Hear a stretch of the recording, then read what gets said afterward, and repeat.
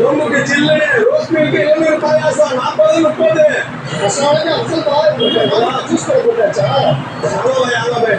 Actually என்ன இங்க juice கடை போட்டிருக்க?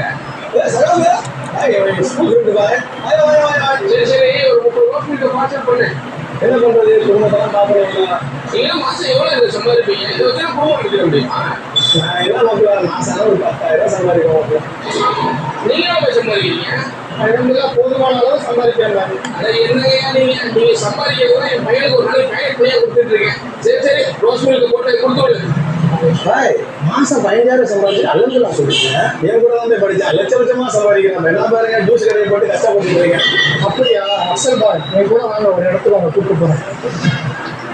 எங்க பாய் விவசாயம் கூப்பிட்டு பாய், இந்த இடத்துல தான் ஏழை பணக்காரன் வண்டி வச்சிருக்கணும் நடந்து போறவன் இப்படின்னு எல்லாருமே அடங்கிருக்கணும். இந்த உலகத்துக்கு நம்ம வெறுங்கையோட தான் வரோம், திரும்ப வெறுங்கையோட தான் போக போறோம். எத்தனை கோடி சம்பாதிச்சாலும் கடைசியில் இந்த 6 அடி நிலம் தான் நமக்கு சொந்தம். கடைசியில் நம்ம கூட வரப்போறது நம்ம செஞ்ச நன்மை தீமைகள் மட்டும்தான்.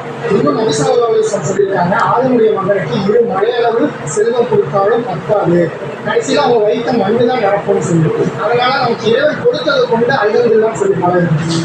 அண்ணாதி மன்னரெல்லாம் நிரந்தரமாய் இருந்ததில்லை, மகத்தான முறையில் வாழ்ந்த மனிதரெல்லாம் நினைத்ததில்லை.